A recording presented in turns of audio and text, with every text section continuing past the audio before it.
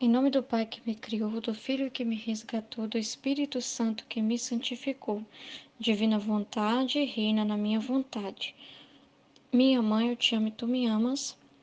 Dai-me o gole da divina vontade para minha alma.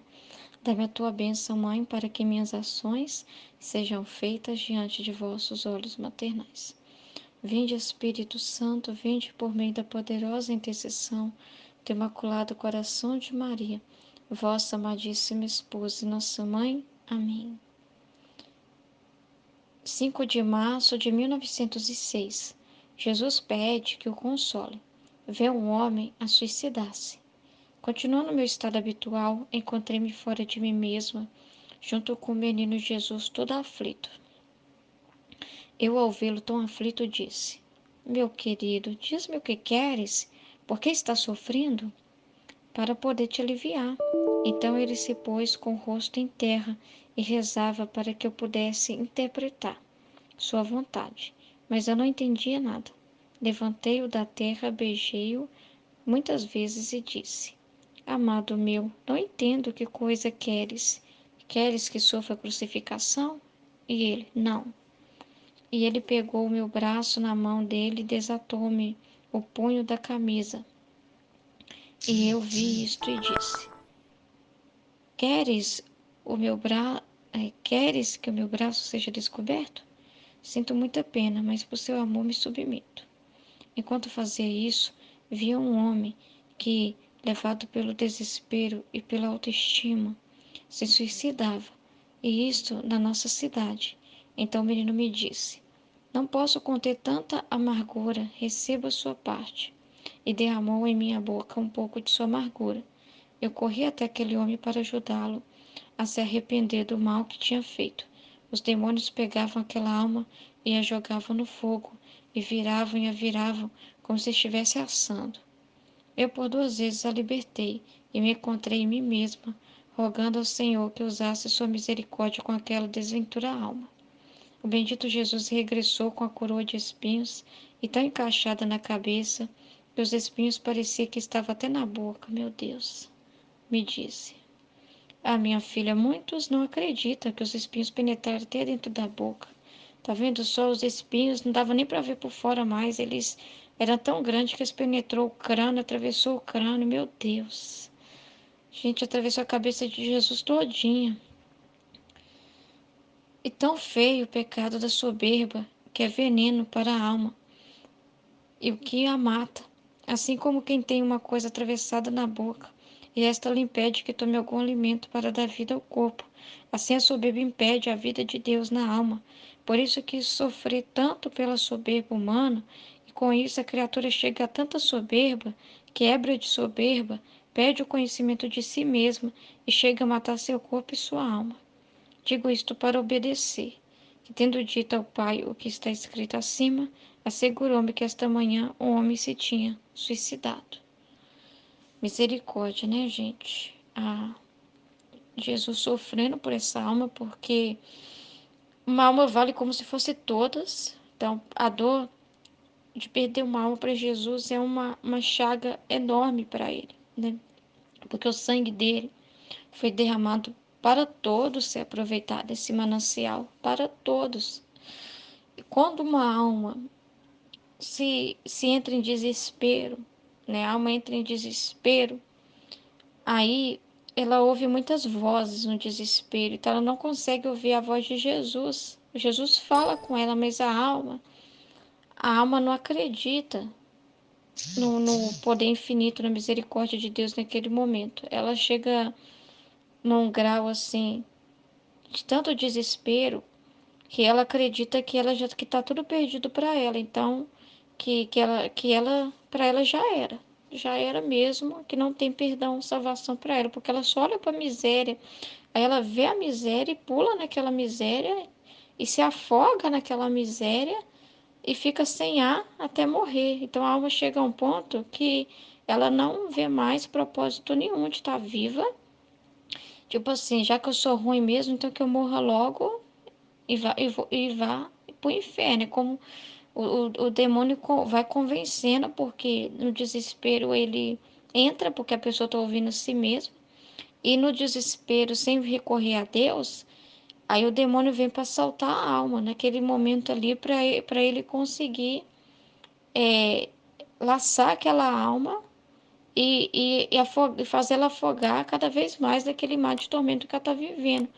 Então, ela começa a acreditar mesmo em tudo, nas mentiras dele, de que não tem salvação para ela, de que não tem misericórdia, e ela começa a ouvir a voz de Satanás falando dentro dela, em vez de ouvir a voz divina que chama ela para fora, que diz: levanta-te, né? Eu sou o teu Deus, eu te fortaleço, eu sou o teu amparo, o teu escudo. Venha a mim, vós que estáis cansados.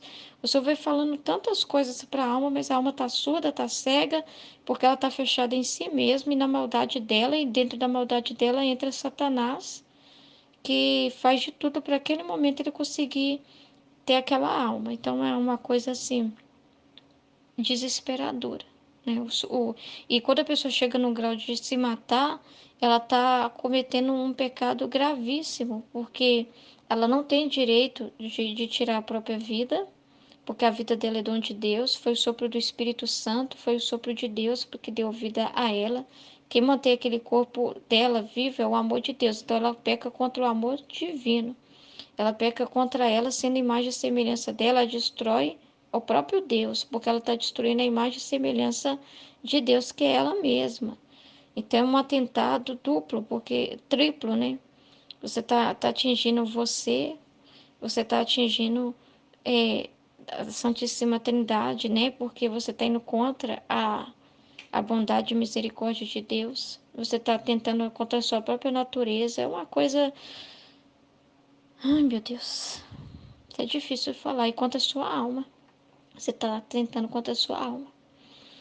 Então, a Luísa vendo Jesus naquela aflição, e ele já no estado assim que ela deveria traduzir aquilo que ele estava falando, porque era difícil até para ele falar com ela. Eu acredito que ele não estava. Era algo muito sofrido. Aquela perca daquela alma. E Luísa, como vítima, sempre pronta para sofrer por alguém, ela começa a fazer de tudo para sofrer. Então Jesus derrama a amargura nela, na boca dela, a amargura dele. Aí ela vê o estado daquele homem, ela corre para ajudar o homem a se arrepender do mal, a arrepender e pedir perdão, porque mesmo que a pessoa cometa suicídio, gente, por isso que a gente não pode julgar nunca, nunca, nunca, porque a gente acredita com toda a nossa fé que Deus é tão bom que mesmo depois que a pessoa morre, ele vai dar um tempo para ela poder ver todo o mal, porque a gente não sabe se a pessoa que suicidou estava em consciência plena do que estava fazendo. O desespero é tanto naquele momento.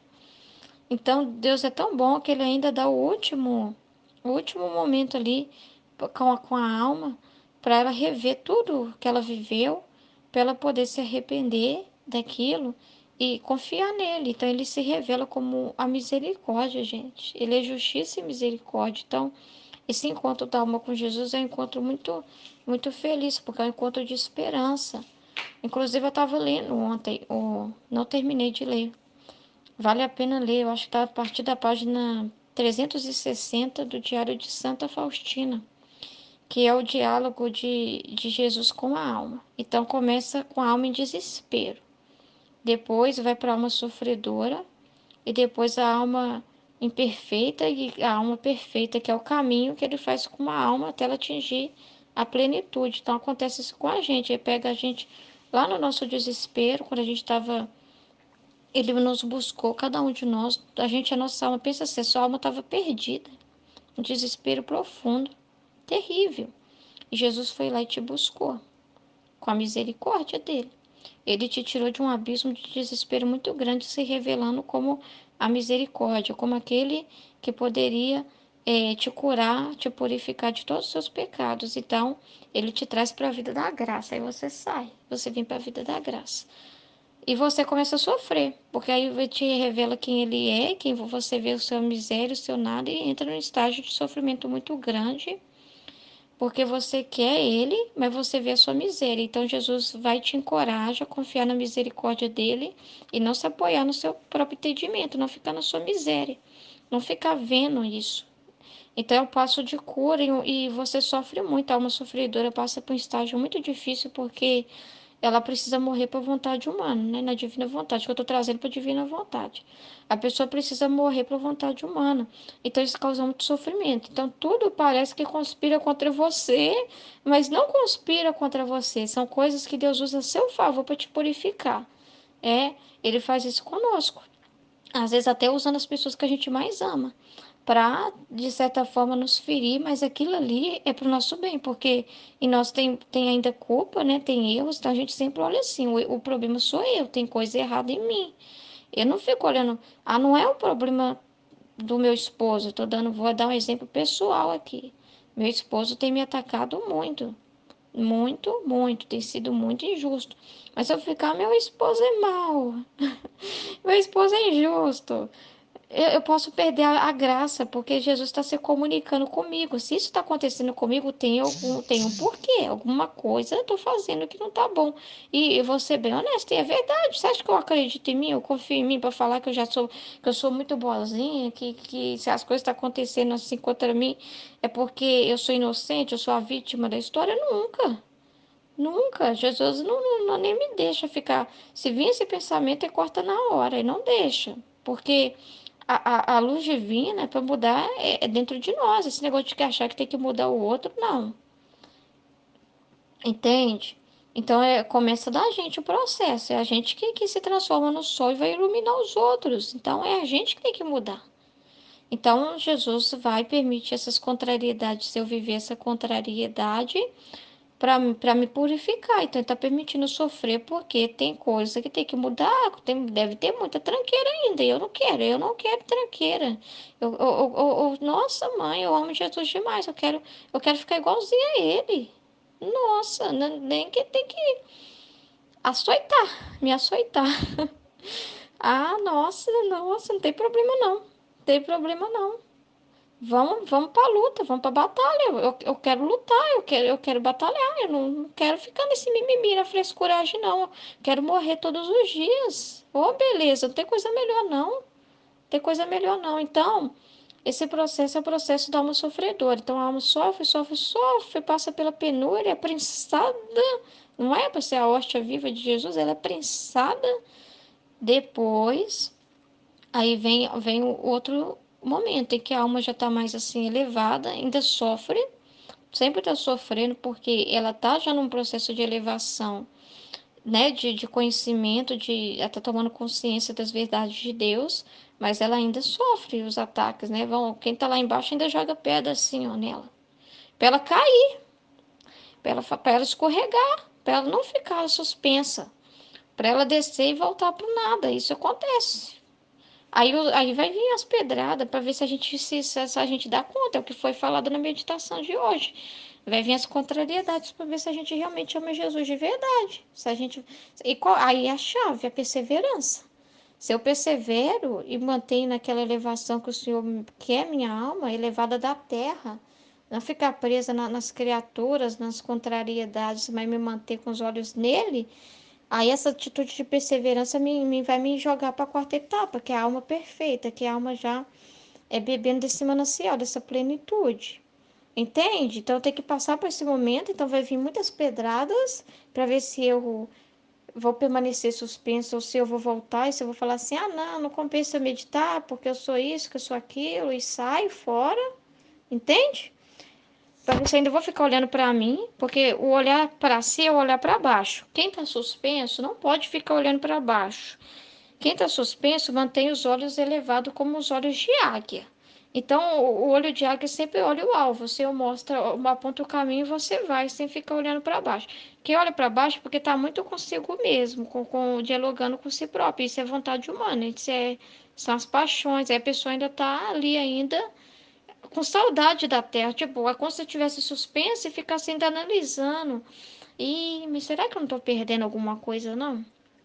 Olha só. Será que lá no fundo estava melhor eu estar lá e lá não? Eu seguindo outro caminho do que esse? Seguindo as devoções que eu já seguia, na minha vontade humana mesmo, buscar a santidade. Você fica ainda, sabe, na dúvida. E aí Satanás entra. A dúvida é Satanás. Será?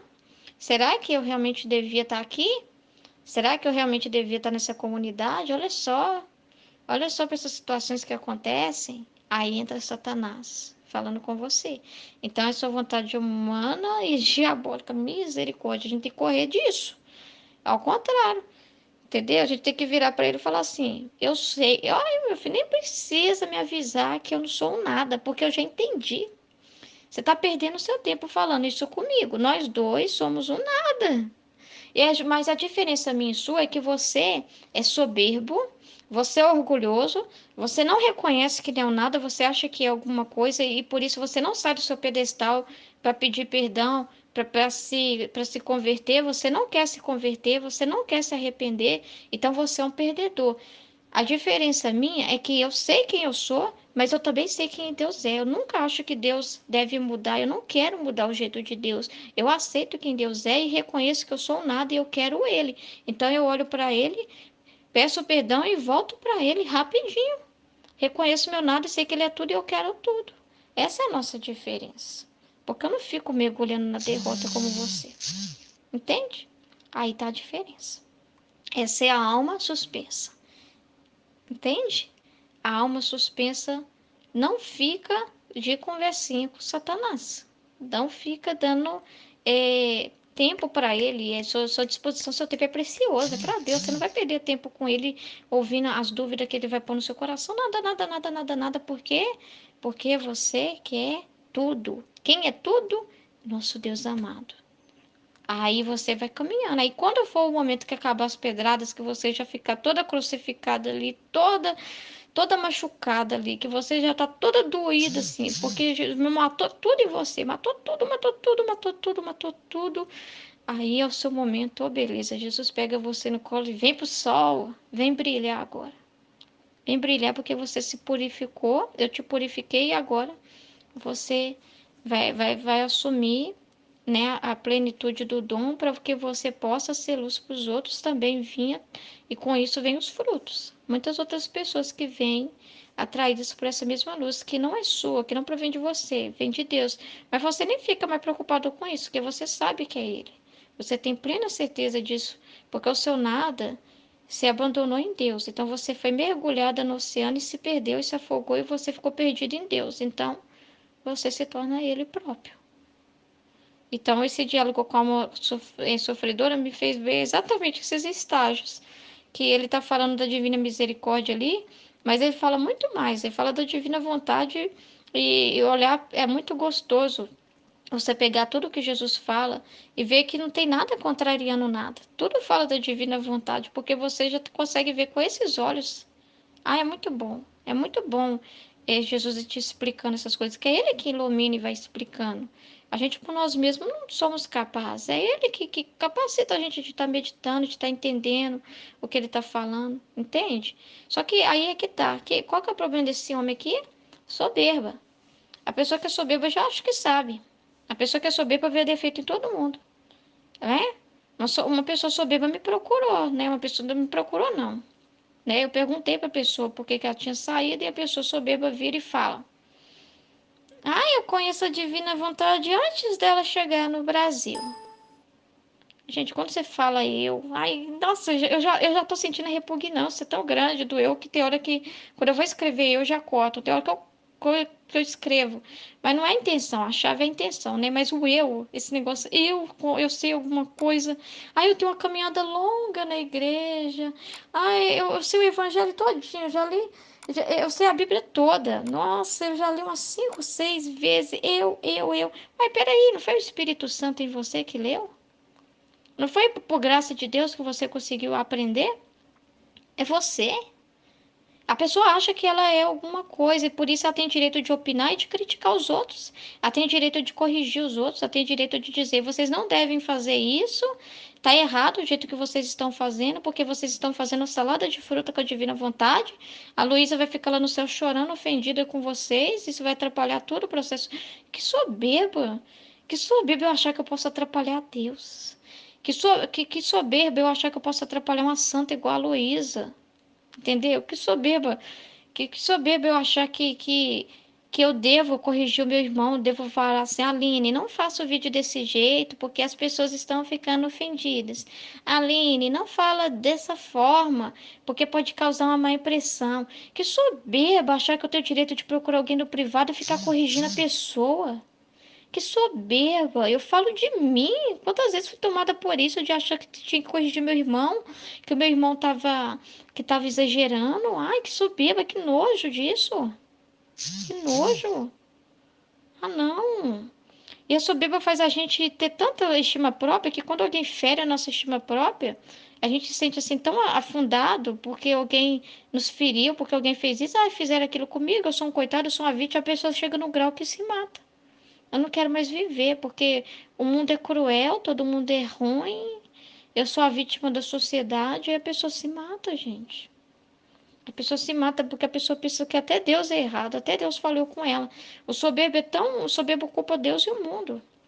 O soberbo, o soberbo coloca Deus no banco dos réus e se coloca no trono, entende? Então se sente no direito de dizer: "Ah, eu vou tirar a minha vida porque eu sou isso, porque eu sou aquilo, porque Deus fez isso comigo, permitiu isso, permitiu aquilo", e põe Deus no banco dos réus e senta lá no trono dele e assume o lugar.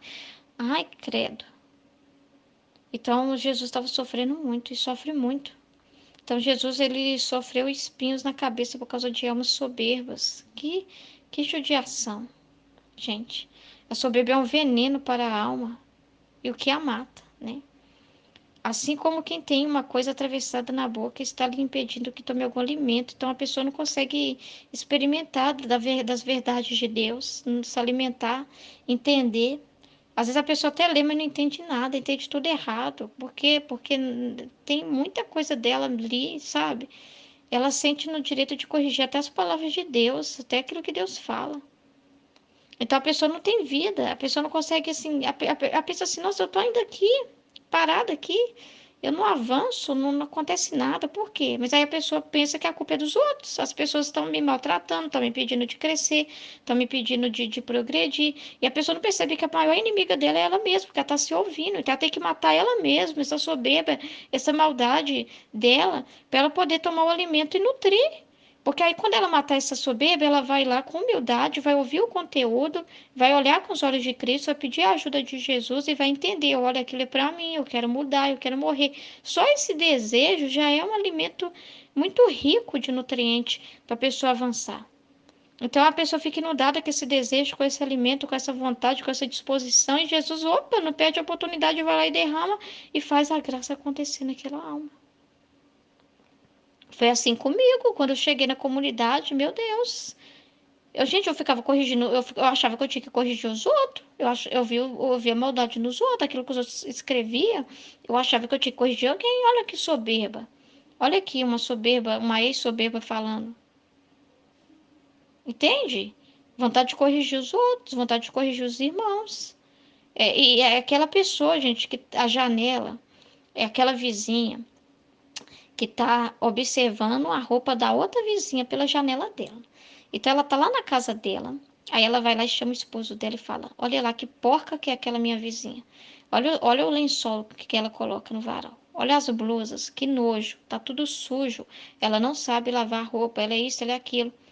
Aí o marido dá uma olhada assim, uma analisada, vira, o esposo vira e fala assim: não, abre a janela, abre a janela. Aí quando abre a janela, ela vê e vê tudo branquinho, tudo limpo, tudo maravilhoso. Ela fala: não, é impossível. Eu acabei de olhar e vi que tava tudo sujo a roupa da pessoa estava imunda.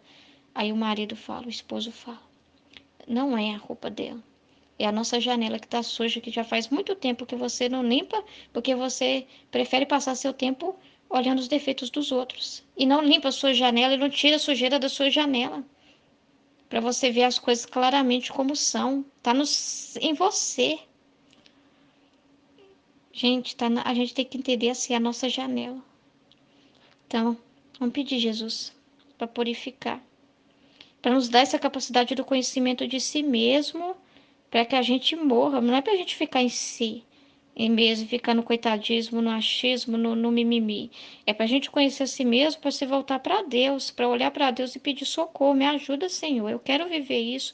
Tira de mim tudo o que me impede de ter essa vida de Deus na minha alma. Tira a soberba, tira o orgulho, tira a inveja, tira o julgamento, tira tudo aquilo que me impede de ser uma pessoa melhor para minha comunidade, para as pessoas que o Senhor me confiou, para as pessoas que vivem comigo, para o meu esposo, para os meus filhos, para minha mãe, para meu pai, para meus irmãos, enfim. Tira de mim, Senhor. Arranca as escamas dos meus olhos e dá-me visão espiritual. Dá-me a graça de ver as coisas com teus olhos, porque eu quero ser uma criatura nova.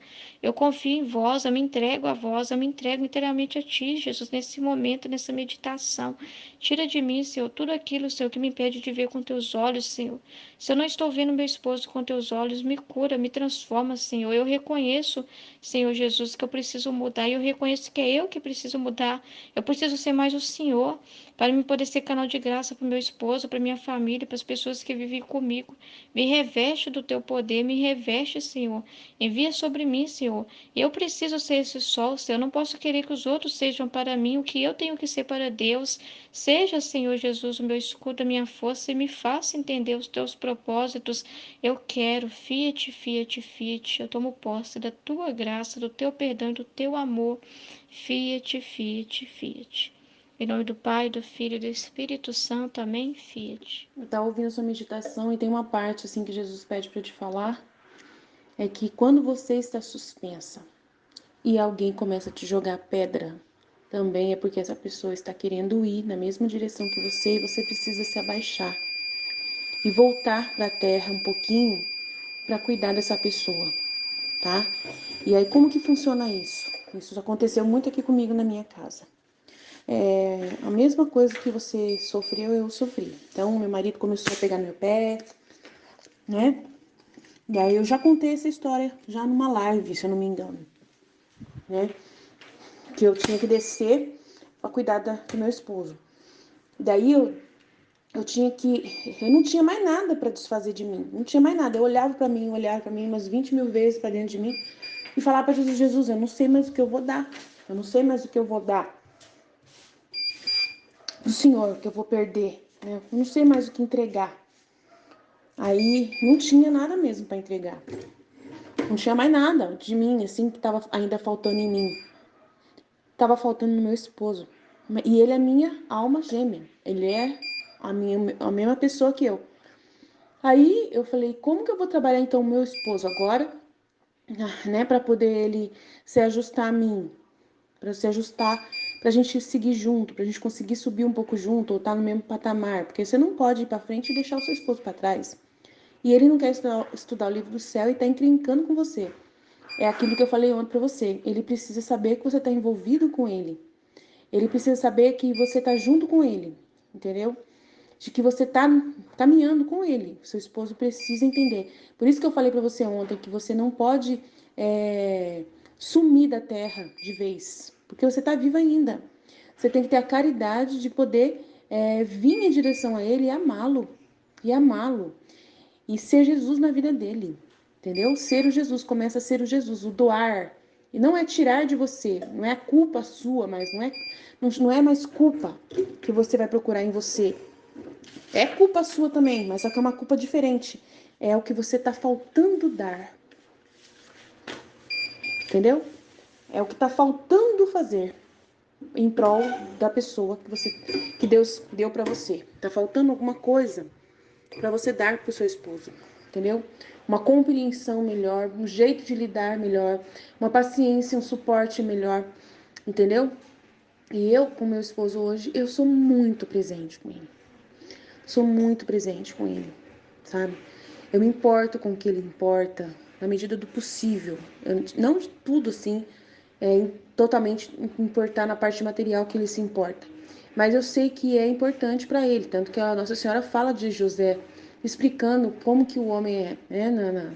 No capítulo 27 da Valtorta, ela explica como que é o marido e que a esposa não pode ser egoísta. Fala lá que não pode ser egoísta, ela, né?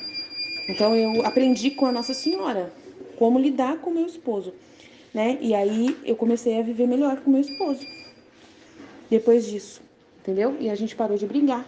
Hoje eu tô na divina vontade, eu posso falar da divina vontade para ele, posso explicar para ele. Por quê? Porque eu tô em crédito com ele. Eu faço tudo que eu posso para ajudar ele, entendeu? Eu desço e fico com ele, entendeu? Antes dele falar para mim, nossa, tem que ir comigo, tal lugar, eu já tô lá. Entendeu? Ele não precisa pedir para mim nada. Eu já tô com ele lá. Antes ele pedir para mim, que eu sei que ele vai pedir para mim, que ele gostaria que eu tivesse com ele alguma coisa, ou fazer alguma coisa com ele, ou conversar com ele alguma coisa, eu já tô lá. Antes dele pensar, eu já tô lá, porque eu já tô disposta. Eu já tô atenta, entendeu? Então isso é muito importante. Eu estou atenta a Jesus, só Jesus me importa. Só amo Jesus, mas por causa de Jesus, por ele ter me ensinado a amar o meu esposo, e por ele, sendo Jesus para a vida do meu esposo, sendo Jesus para a vida dos meus filhos, sendo Jesus, entendeu? É muito importante também esse processo, muito importante. Em nome do Pai que me criou, em nome do Filho que me resgatou, em nome do Espírito Santo que me santificou, divina vontade reina na minha vontade. A Luísa escreve em 14 de julho de 1909. Tendo passado amargamente com a privação do bendito Jesus, no máximo fez-se ver como uma sombra um relâmpago, e às vezes também a fulguração parecia que fugia. Minha mente era perturbada pelo pensamento de que, sendo Jesus tão bom, quão cruelmente me deixou. Talvez não fosse ele que vinha, sua bondade não me teria feito isso. Quem sabe se não foi o demônio, ou minha fantasia, ou bem sonhos, mas no âmago da alma não queria saber disto. Queria estar em paz, e parecia que se afastava de tudo, se adentrava sempre mais na vontade de Deus, se escondia nela, tomando um sono profundo no seu santo querer. E não há maneira de que desperte. Parece que o bom Jesus a encerra tanto no seu querer, que nem sequer deixa que se encontre à porta para poder tocar e fazer-lhe ouvir que Jesus a deixou, e ela dorme e está em paz. A mente, não encontrando nenhuma resposta, diz em si: só eu devo me zangar? Também eu quero tranquilizar-me e fazer a vontade de Deus. Venha que venha, contando que faça a sua vontade. Este é o meu estado presente. Agora, esta manhã, pensando no que escrevi acima, o bom Jesus me disse: minha filha, se fossem fantasias, sonhos, demônios não teriam tanta força de te fazer possuir a auréola da paz. E não por um dia, mas por 25 anos. Nenhum poderia te fazer respirar esta aura de suave paz dentro e fora de ti. Só aquele que é todo paz, e que, se um sopro de perturbação o pudesse surpreender, deixaria de ser Deus, ficaria ofuscada a sua majestade, diminuída a sua grandeza, débil sua potência. Em suma, todo ser divino receberia uma sacudida. Aquele que te possui e que você possui te resguarda, te defende continuamente de todo fôlego de perturbação. Lembra-te que em todas as minhas visitas sempre te corrigi se havia em ti algum alento de perturbação, e de nenhuma outra coisa me desgostei tanto como de não te ver em paz. E somente me fui quando te acalmei toda. A fantasia, o sono, muito menos o demônio tem essa virtude, e muito menos pode infundir aos demais, por isso te tranquilize e não me seja ingrata. Fiat. Então, a Luísa, ela fica pensando, né, se que como Jesus, ele não está presente 24 horas, visivelmente palpável, né, do lado dela. Ele tem as aparições dele, né? E que ela sente tão feliz que é como se ela já estivesse no céu, né? A felicidade que traz a presença dele. A gente pode imaginar, né, como que é isso. Uma coisa maravilhosa, né? Que um vidente, né, uma pessoa que tem esse dom de poder ver Jesus, né? Ela podia tocar, né? Tocar nele. Então, é assim, de uma grandeza, né? De uma. Como? Se você chega perto de uma pessoa que é boa, Você já sente feliz, você sente paz na alma, imagina perto de Jesus, né? Como que não é isso? Que intensidade, né, que eu quero dizer. Quão intenso não será essa felicidade, esse contentamento e essa paz, né, que se sente.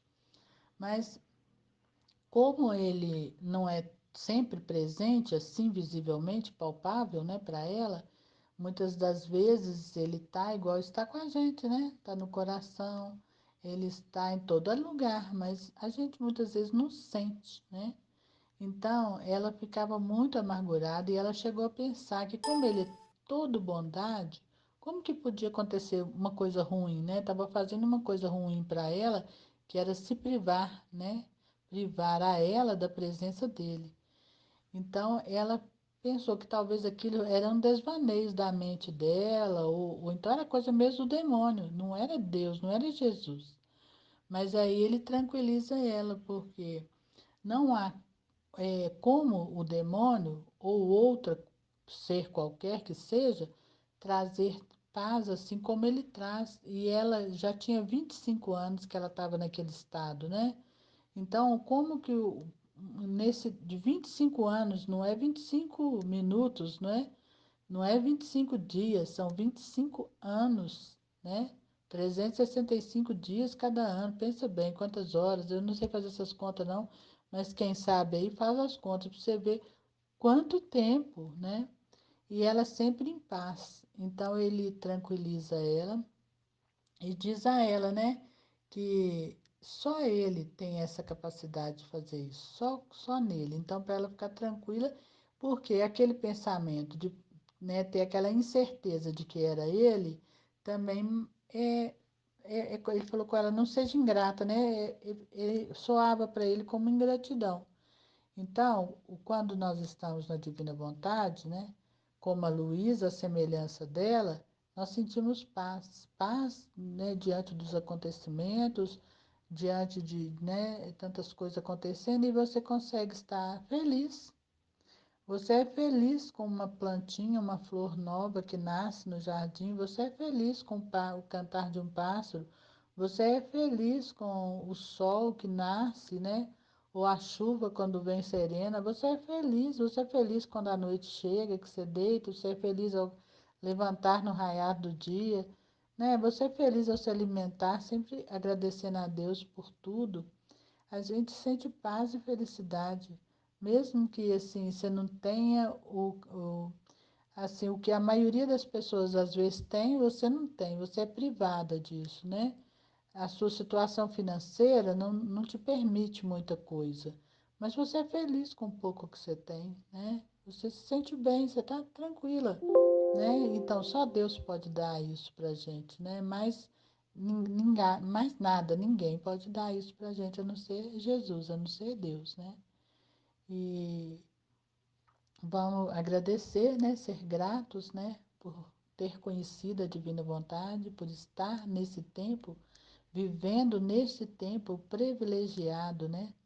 Da divina vontade e à espera do triunfo do Imaculado Coração, do reino da divina vontade. Em nome do Pai que me criou, em nome do Filho que me resgatou, em nome do Espírito Santo que me santificou, divina vontade, reina na minha vontade, ó minha mãe, eu te amo e tu me amas. Dai-me um gole da vontade divina para minha alma. Me abençoa, Mãe, para que todas as minhas ações sejam feitas diante de vossos olhos maternais. Divina vontade, reina na minha vontade.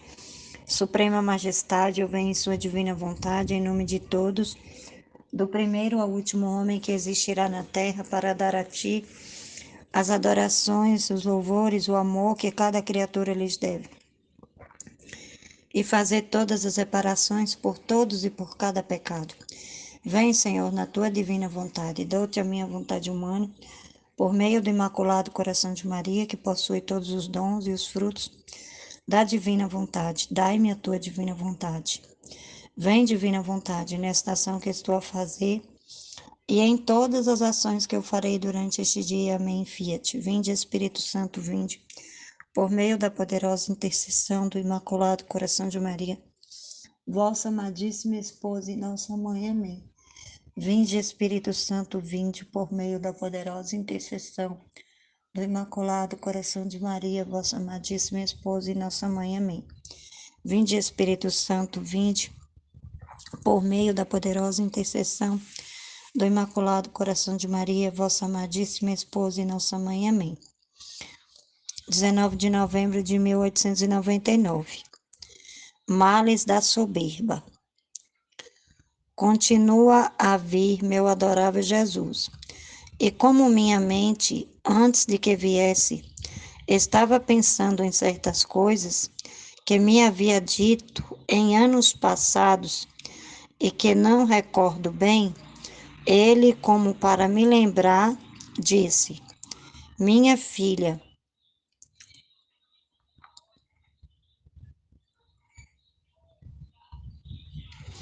a soberba rói a graça nos corações.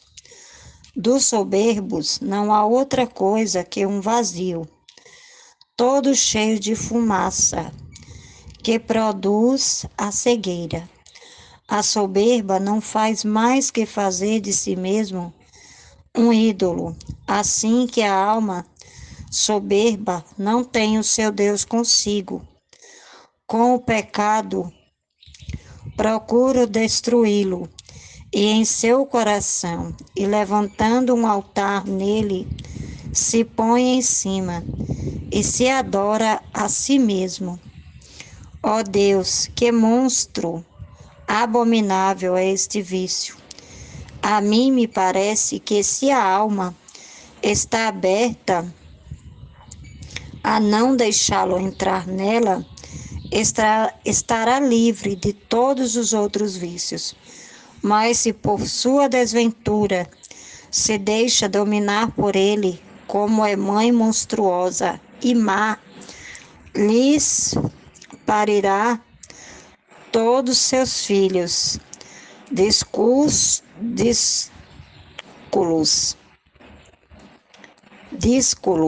os quais são os outros pecados. Ah, Senhor, mantenha-a longe de mim. Nesse trecho, Luísa, Jesus fala para Luísa de uma alma soberba, né? A alma soberba, ela acaba gerando em si mesmo um altar para si mesmo, né? Existem vários tipos de almas soberbas. Tem aquelas pessoas que erguem um altar para si nas suas profissões. Tipo assim, eu sei fazer melhor do que outra pessoa. Eu faço melhor do que outra pessoa. Eu sou melhor do que outra pessoa. Eu posso fazer tal coisa melhor do que outra pessoa, né?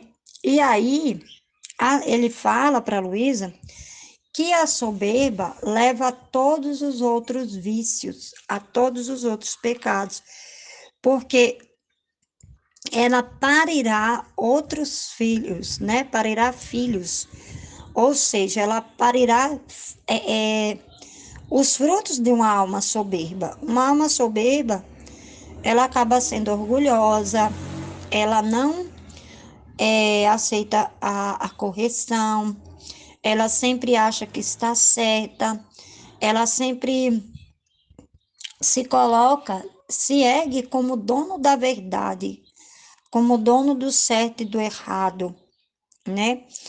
Como senhor de si mesmo, e não deixa que o Senhor reine nela.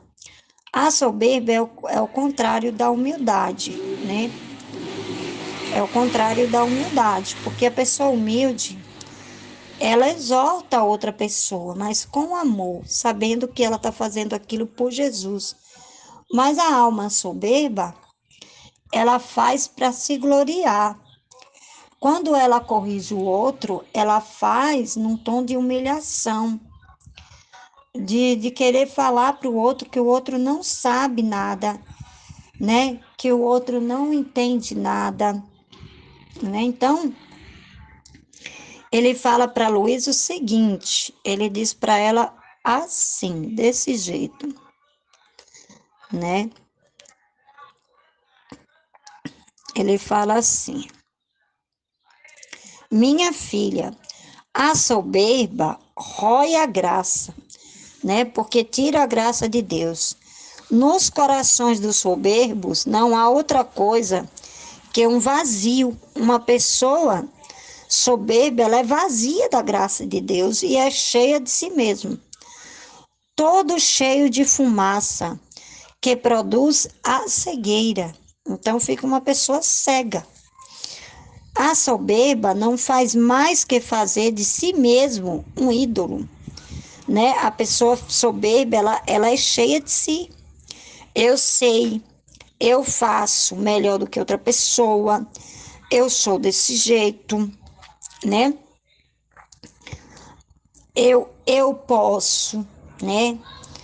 Mas só que, tipo assim, não é que você não possa, você pode, mas só que não é necessário você fazer com tom de humilhar outra pessoa. Eu vejo pessoas que são tão soberbas que se colocam no lugar, né? Levantam um altar para si mesmo, né? Levantam um altar, fala, não, eu não preciso de ninguém, eu não preciso aprender com ninguém, né? Não preciso, né? Acaba sendo o senhor de si mesmo, né? E aí acaba erguendo esse altar. A pessoa fica vazio da graça de Deus, mas se torna cheio de si mesmo. Cheio do eu, né? Cheio do eu. O vazio da alma é uma coisa, de você se esvaziar de tudo isso que você traz, né? Quando você vive na divina vontade, quando você começa a estudar o livro do céu, você sente essa necessidade de você se esvaziar de você mesmo, né?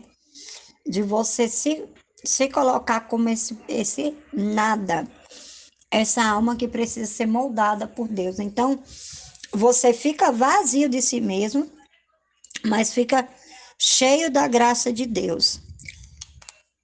Já a alma soberba é o inverso. Ela se enche de si mesma e se esvazia da graça de Deus, né? Se esvazia da graça de Deus. E aí ele continua. Assim que a alma soberba não tem o seu Deus consigo. Uma alma que ela é soberba, uma alma que ela é cheia de si mesma, ela não tem Deus consigo, porque ela acha que ela faz tudo sozinha, ela acha que ela não precisa de Deus, ela acha que ela pode operar tudo, fazer tudo sem a dependência de Deus, né? Uma alma soberba, ela é assim. Ela fica tão cheia de si, que ela se coloca ela ergue um altar para si mesma. Ah, eu posso. Ah, eu consigo, né? Tem pessoas soberbas que chega para outra pessoa e fala assim: "Ah, eu tenho isso porque eu trabalhei". Claro, a pessoa trabalhou, mas a pessoa não foi só por causa do trabalho da pessoa, foi pela graça de Deus. Só que a pessoa ela é tão soberba, e às vezes a gente vê isso até, a ser soberba, até no conhecimento de Deus. Muitas vezes as pessoas se colocam nesse patamar, né? De tipo assim, não tem a santa indiferença, né?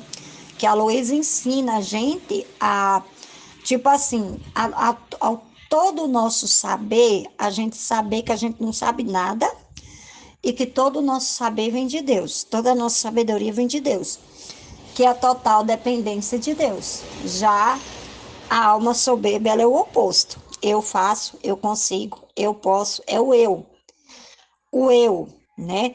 E aí não tem Deus consigo, porque ele fala, assim que a alma soberba não tem o seu Deus consigo. Com o pecado, procurou destruí-lo, né? Então, com o nosso pecado, com o pecado da soberba, que vem os outros vícios, procura destruir Deus dentro de si. dentro do coração. E, levantando um altar nele, se põe em cima e se adora a si mesmo. Então, tipo assim, você tira Deus do centro, você tira Deus do altar do seu coração, que é lá que ele quer morar. O altar que Deus quer morar é no altar do nosso coração, é fazendo de nós hóstias vivas, né?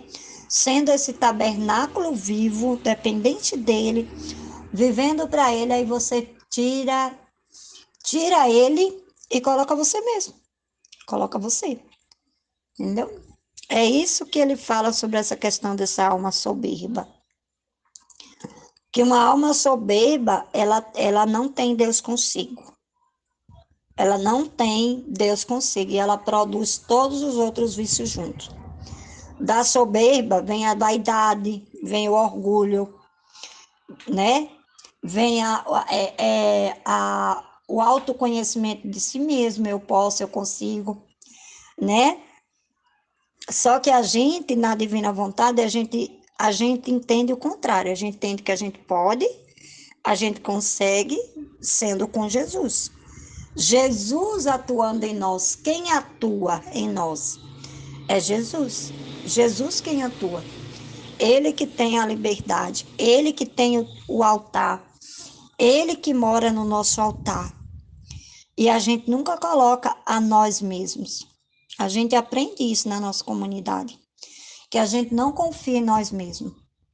Nunca, de jeito nenhum. A pessoa que confia em si mesmo, ela, ela corre um risco muito grande de se tornar uma alma soberba. Se tornar uma alma completamente soberba, porque tira Deus do centro, né? Não leva Deus consigo, tira Deus do seu coração e coloca a si mesmo. Infelizmente, a gente vê muito isso, né, hoje no mundo, mas graças a Deus que agora, com esse conhecimento da divina vontade, a gente está mudando, até a gente mesmo era assim antes, mas hoje, conhecendo a divina vontade, a gente morre para nós mesmos, para que Jesus reine. E aí destrói toda a soberba Do Pai em que me nós. criou, em nome do Amém? Filho que me resgatou, em nome do Espírito Santo que me santificou. Divina vontade, reina na minha vontade. Minha mãe, eu te amo e tu me ama, dai-me um gole da divina vontade para a minha alma. Me abençoa, Mãe, para que todas as minhas ações sejam feitas diante de vossos olhos maternais. Amém. Suprema Majestade, eu venho em sua vontade divina, em nome de todos, do primeiro ao último homem que existirá na terra, para dar a ti as homenagens que tens direito, as adorações, os louvores, o amor que cada criatura lhe deve, as ações de graça e fazer todas as reparações por todos e por cada pecado. Vem, Senhor, na tua divina vontade, dou-te a minha vontade humana, por meio do imaculado coração de Maria, que possui todos os dons e os frutos da divina vontade. Dai-me a tua divina vontade. Vem, divina vontade, nesta ação que estou a fazer, e em todas as ações que eu farei durante este dia. Amém. Para poder realizar coisas grandes para Deus, é necessário destruir a estima própria, o respeito humano e a própria natureza. Continuando meu habitual estado, via diante de minha mente vários sacerdotes, e o bendito Jesus dizia: para ser hábil em fazer coisas grandes para Deus, é necessário destruir a estima própria, o respeito humano e a própria natureza, para reviver da vida divina e preocupar-se só com a estima de nosso Senhor e do que corresponde à sua honra e glória. É necessário triturar, pulverizar o que concerne ao humano para poder viver de Deus. E eis que não vós, mas Deus em vós falará, trabalhará. E as almas e as obras a vós confiadas terão esplêndidos efeitos e terão os frutos desejados por vós e por mim, como a obra das reuniões dos sacerdotes que eu lhes disse antes. E um destes poderia ser hábil para promover e também realizar esta obra, mas um pouco de estima própria, de temor vão, de respeito humano torna-o inábil. E a graça, quando encontra a alma circundada por estas baixezas, voa e não se detém. E o sacerdote fica homem e age como homem, e tem no seu agir os efeitos que pode ter um homem, não já os efeitos que pode ter um sacerdote animado pelo Espírito de Jesus Cristo. Meu Deus do céu. Então, Jesus me ajuda. Para ser hábil em fazer as coisas grandes para Deus. Engraçado que eu estava falando isso hoje. Eu falei isso hoje com a menina que trabalha aqui em casa. O filho dela está se formando para ser sacerdote. E aí, ela falando, ele tá na semana de provas e não sei o quê. Aí eu falei assim, nossa, aí parei pra pensar assim, né, do nada.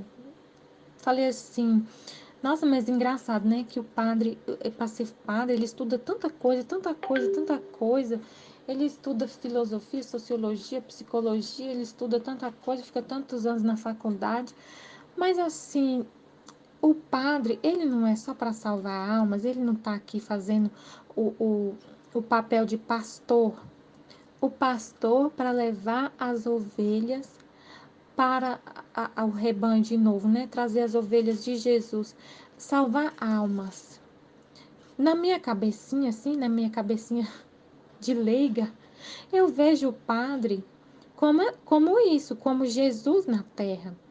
E o que Jesus veio fazer na terra? Salvar nossa alma, redenção, nos levar de volta para o céu. Então, ele não precisava estudar tanto, né? Eu fiquei pensando assim, ele não precisava estudar essas coisas. Psicologia, não sei o que, teologia, não sei o que, não sei o que lá, ele estuda, estuda, estuda, estuda.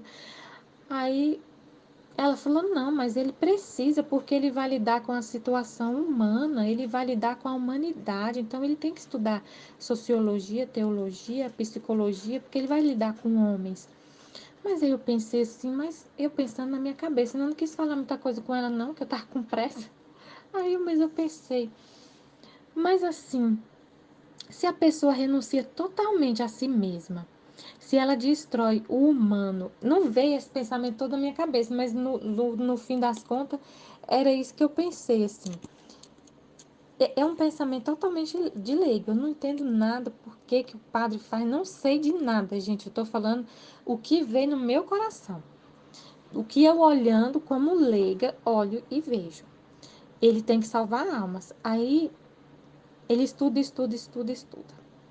Para tratar do humano. Aí ela falou assim, não, ele tem que ser um pouco psicólogo. Mas eu pensei, mas Jesus, ele é a fonte da sabedoria? Jesus é a sabedoria encarnada, né? Se ele age, igual ele falou assim, ó. Aí eu falei justamente isso para ela, eu falei assim, mas se ele age, o sacerdote, ele age com o Espírito de Cristo, ele tem que agir com o Espírito de Cristo. Ele tem que destruir totalmente o humano para poder deixar Jesus reinar nele. E Jesus sabe de todas as coisas. Sim, psicologia, ele vai saber lidar com a situação, né, psicológica da pessoa. Todo tipo de alma que chegar, ele vai saber lidar, porque não vai ser Jesus, não vai ser ele agindo, vai ser Deus agindo, vai ser Jesus nele. Jesus falou aqui, ó. Voa e não se detém, o sacerdote fica como o homem. A graça de Deus, se encontrar algum obstáculo, algum temor vão, alguma estima própria, algum respeito humano, torna-o inábil. Então, assim, o sacerdote, se ele está agindo, o sacerdote ou qualquer pessoa que está buscando, trabalhando para Deus, né, na salvação das almas. Nós aqui da comunidade que a gente está levando a palavra de Deus, por que a gente está partilhando esse conhecimento? Por que eu estou partilhando aqui com vocês o que eu acho? Que eu acho não, né? Por que eu estou emprestando a minha boca, doando a minha boca, o meu eu, para Deus falar? Por quê? Para salvar almas. O trabalho, essas coisas grandes para Deus que Ele quer realizar, a maior das obras que Ele quer realizar é salvar almas. é unir a Cristo para salvar almas. O que a gente faz aqui nessa missão é isso, é para salvar almas, para levá-las de volta pro esqueci como chama o cercadinho lá das ovelhas, redil, né, do bom pastor. É ajudar nessa missão de salvar almas, junto com os sacerdotes, junto com Cristo. É uma missão, essa é a missão, esse é o objetivo. Para salvar almas e ser Jesus na terra, que seja Ele agindo em mim totalmente, igual ele falou aqui, ó. Se você destrói totalmente a estima própria, o respeito humano e a sua própria natureza para reviver da vida divina, para você destruir o seu eu e deixar Jesus tomar posse totalmente da sua vontade e você se preocupar somente com a estima de nosso Senhor e do que responde a sua honra e glória, fazer tudo para Ele, você nunca fazer nada para você, não pensar em você nunca, nunca, nunca, sempre em Deus. Então, tudo que você for fazer, tudo, exatamente tudo, seja para estima, seja para Deus, para a honra e glória de Deus. Porque às vezes você vai fazer algumas coisas que vai causar uma confusão e vai te trazer desgostos, vai te trazer, vai te expor, né? Vai ser algo que vai trazer uma inconveniência para você. Mas você faz pela honra e glória de Deus. Então não importa o que vai, não, quando você vai agir, quando você age pensando somente na honra e glória de Deus, a consequência que vai vir para você não importa. Quando você age só para a honra e glória de Deus, você fala assim: Senhor, eis-me aqui para fazer tua vontade. Pode cortar meu coração em pedaços, pode me dilacerar, pode colocar minha cabeça para ser cortada lá igual a de Paulo. Pode me crucificar de cabeça para baixo, igual Pedro. Pode me apedrejar igual Estevão. Não tem problema. É para fazer para o Senhor? Essa é a sua vontade? O Senhor quer que eu faça isso? Então pronto. Não tem problema. O que vai sobrar para mim? Não tem problema. Eu não me importo com a minha vida aqui na terra. Não me importo. O que acontecer, amém. Eu confio no Senhor. Se for para eu ficar aqui, sei lá, se o Senhor quiser que eu fique aqui até o juízo final, para salvar almas para o Senhor, que seja. Se o Senhor quer que eu vou amanhã embora, eu vou. Se o Senhor quiser que eu fique doente, eu fico. Eu não me importo com a minha saúde. Se eu quer levar meus filhos antes, se levar de mim, vai ser uma dor, vai dilacerar meu coração, mas não tem problema não, Senhor. É tudo para tua honra e tua glória. É para o Senhor, é para salvar almas para o Senhor, que essa é a missão que o Senhor está me dando, te ajudar a salvar almas. Então pronto, eu estou aqui para fazer o que o Senhor quiser. É o que é para fazer? Só me diga, eu vou fazer. Não importa se não vão me entender. Não me importo se eu vou ser humilhada. Não me importo se eu vou ser perseguida. Não me importo se eu vou ser incompreendida. Não me importo se a minha família não vai entender, se ela vai sentir minha falta, se nesse processo de purificação eu vou ter que passar por situações embaraçosas. Não me importo. É isso que Jesus está falando. Para Ele reinar, para Ele fazer o que Ele quer em você, você não tem que pensar em você mesmo hora nenhuma. Hora nenhuma. Você só vai pensar assim: Jesus, o que o Senhor quer de mim? Isso. Amém. Mas você não vai nem me perguntar o que vai acontecer, não. Não vou nem te perguntar, Senhor. O que vai acontecer, o que não vai, eu estou aqui para fazer tua vontade. Eu confio no Senhor. Então vamos, junto. Sozinho eu não sou nada. Sozinho eu não sou nada. Eu só falo assim: reina, vai o Senhor, eu vou junto. O Senhor vai em mim, nós somos um só, uma só vontade, então vamos junto. Eu sou nada, só o Senhor que vai, é o Senhor, o Rei que habita em mim e que vai trabalhar aqui na minha alma. A minha alma é uma casa onde o Senhor mora. E o Senhor vai trabalhar aqui e fazer o que o Senhor quiser comigo. E eu não vou falar nada, eu só vou falar, tá limpo, maravilhoso. Eu tô destroçada, o coração sangrando. Tô aqui, tô firme. Quando eu estiver morrendo, o Senhor vai me sustentar. Como diz Jesus fala no livro do céu, que ele morria a cada instante. Ele não morreu só na cruz, ele morria a toda hora. Morria a cada instante. E a divina vontade sustentava ele de volta, dava vida para ele de volta. Porque ele quando o verbo se encarnou todas as almas junto com ele. Então, todas as almas, ele vivo aqui na terra, vivendo aqui na terra na sua vida mortal, já estava todas as almas unidas com ele. Então, todo mau pensamento da criatura repercutia na mente dele. Ele sofria uma morte por causa desse pensamento, para reparar esse pensamento da criatura, das outras pessoas. E quantos maus pensamentos ele teve que suportar e reparar tudo e sofrer tudo para reparar esses maus pensamentos. Tinha um do lado dele, o Judas. Quanto que ele sofreu? Muito, muito, e que ainda sofre. É muito sofrimento. Era a morte contínua, contínua. E a gente vivendo a vida dele aqui na Terra é assim, é morte contínua. Morte, morte, morte, morte, morre. Enquanto a gente estiver vivo, que está morrendo. E a divina vontade nos sustentando, fazendo a gente renascer. É Ele que sustenta a nossa vida. Aí ele fala, não se deve preocupar com nada, só com a estima de Deus. Para nós, toda confusão, toda dor, todo sofrimento. E para ele, toda a honra e toda a glória. Para a ele a glória, a ele o louvor. Para a gente a confusão. Mas é estranho porque a gente vive assim, desse jeito, essas mortes, morte, morte, morte, rindo, em paz. Felicidade, paz. É chorando e sorrindo ao mesmo tempo. É chorando e sorrindo. É o coração sangrando e a gente firme, em paz. Porque é Ele que está reinando, não sou eu. Ele fala só agora, é necessário triturar, pulverizar o que concerne ao humano para poder viver de Deus. Isso dói, gente. Triturar o humano dói. Você destruir sua natureza dói. Mas você quer. O problema o negócio é esse. Você quer? Você ama a Deus verdadeiramente?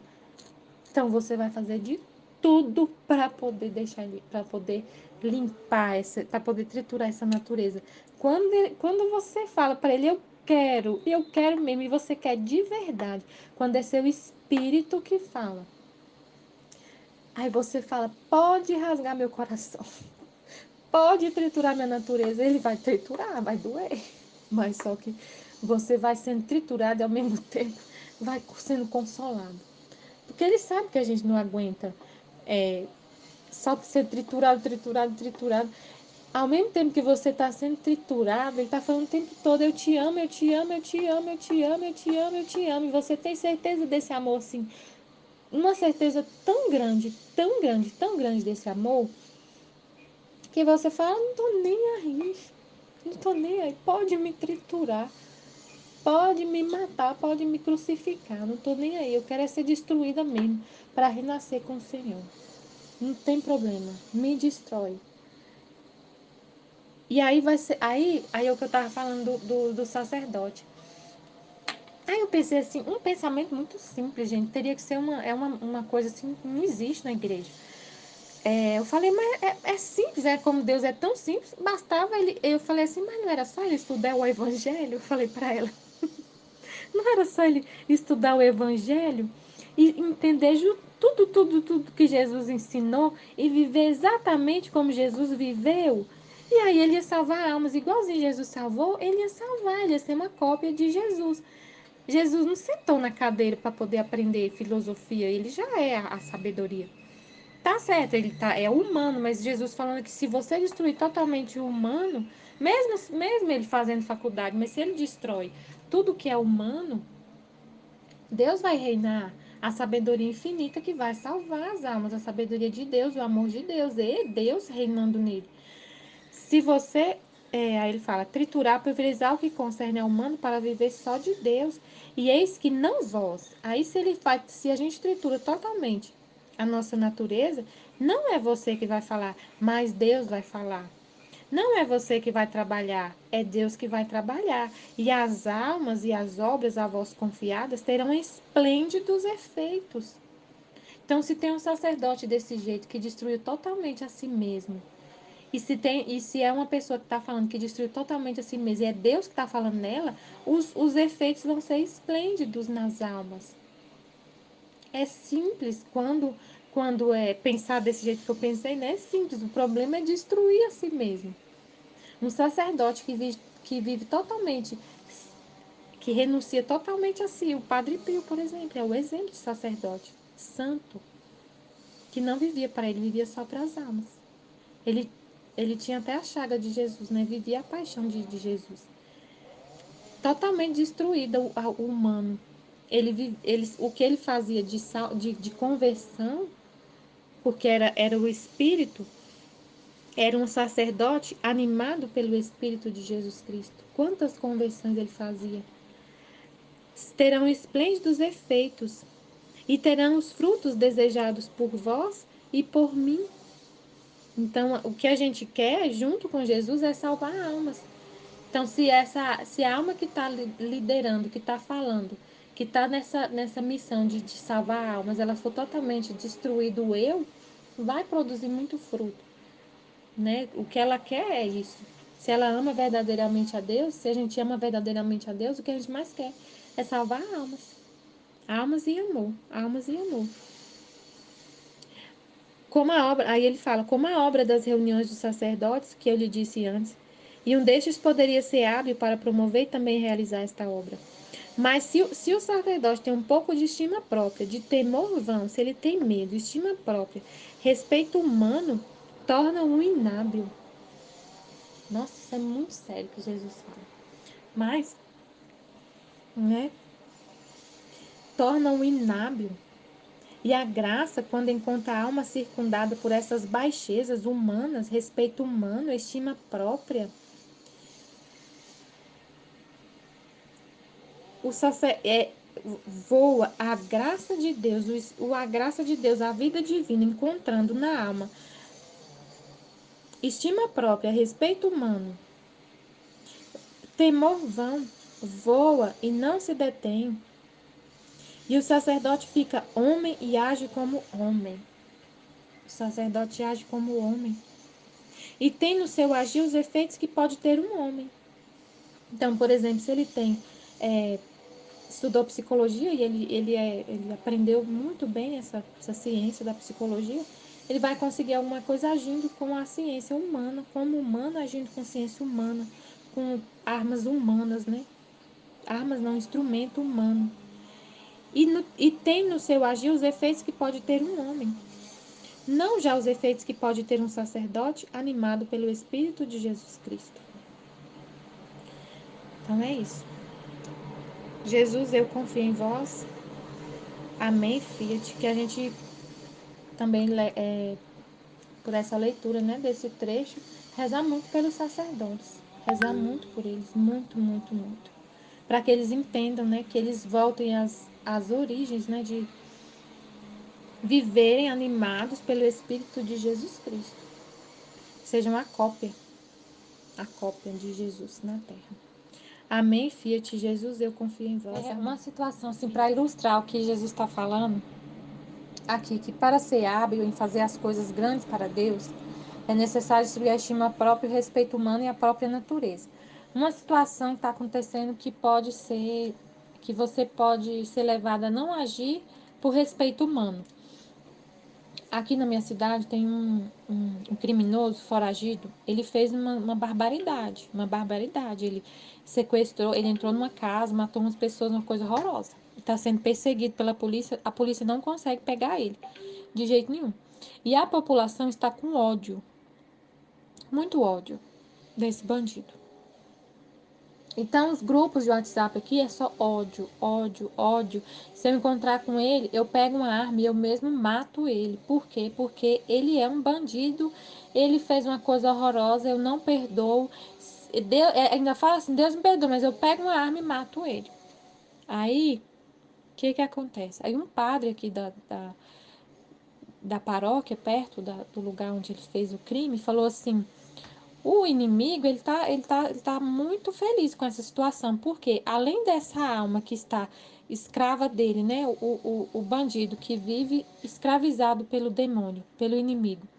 Além disso, ele consegue ainda fazer os outros pecar, porque o ódio que ele está causando nas pessoas é muito grande. E o ódio sempre leva ao pecado, porque o ódio, Deus é amor. Deus é amor. Como eu consegui amar nessa situação essa pessoa, esse bandido? É muito complexo. É complexo, mas Jesus fala: entrai pela porta estreita, porque larga é a porta, espaçoso o caminho que conduz à perdição, e muitos são os que por ela entram.